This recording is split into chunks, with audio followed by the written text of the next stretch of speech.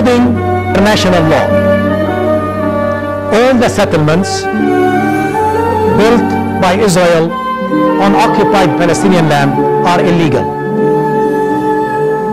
Sabeel suggests that instead of dismantling the settlements, they must become an integral part of the Palestinian state, and they would form the new towns for the returning Palestinian refugees. But also we say that if Jewish settlers want to live in Palestine, on those settlements, the Palestinians should welcome them. But the settlers would have to become Palestinian citizens. So by doing so, we are redeeming the settlements. So the sixth point is we must address the settlement issue, and we cannot accept the settlements to stay where they are or to become part of Israel. There was one part of the Zionist ideology that I never ever accepted, that I never understood, and that I think has ruined everything. And that's the idea of exclusivity. There is no way around this. No Palestinian, Muslim or Christian, would accept to see Jerusalem under the exclusive sovereignty of Israel.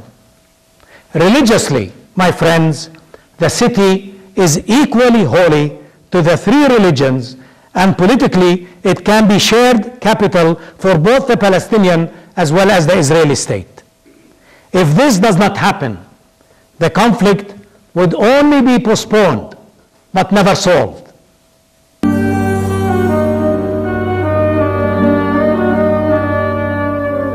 Physically, psychologically, and socioeconomically, and demographically, Jerusalem has been divided and subjugated beyond its 1967 occupation.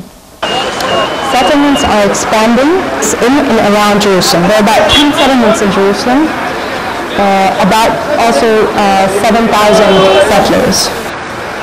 The apartheid world has successfully separated the city from its West Bank hinterland, and some of its own communities are no longer contiguous.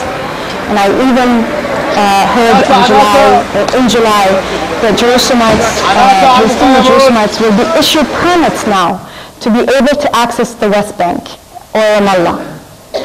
The eastern part of Jerusalem is strangled and crumbling, denied any semblance of equality in the simplest way, such as municipal services. Meanwhile, unemployment and poverty is rising, along with taxation, leaving more and more people completely dependent on social security from Israel. And I'm a live example of those who cannot find jobs in Jerusalem. And I can't obviously find jobs in the West Bank or the future mini-state because I can't access that. Beginning the second Intifada, I read in the news that women had to give birth at a checkpoint. I was absolutely shattered and deeply ashamed to hear that things like this have to happen under my name. To fight anti-Semitism means to accept universally valid moral values. And one of these obligations is to speak out, not to remain silent when we detect injustice in our surroundings. In the face of injustice and oppression, a moral person must not close its eyes and keep silent. And since I live 20 minutes from the place where daily and hourly human rights violations are committed, I must not remain silent. I found a couple of women, and we were very few, and we founded a group which is called Mahsom Watch, which is a connection between Hebrew and English name. Mahsom means checkpoint. It's a checkpoint watch women. Today we are 500 women all over Israel and the West Bank, and we monitor 25 checkpoints twice daily, every day in the week. Sabeel today is promoting the whole issue of confederation, and we believe that this is possible. We need Israel. Israel can help us.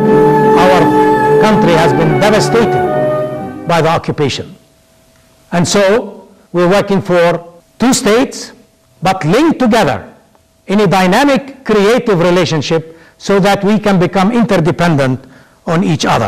This, we believe, is essential to the future of peace in our area. And that leads me to the rebirth of the prophetic and truth-telling Jews of Conscience 2000 to the present.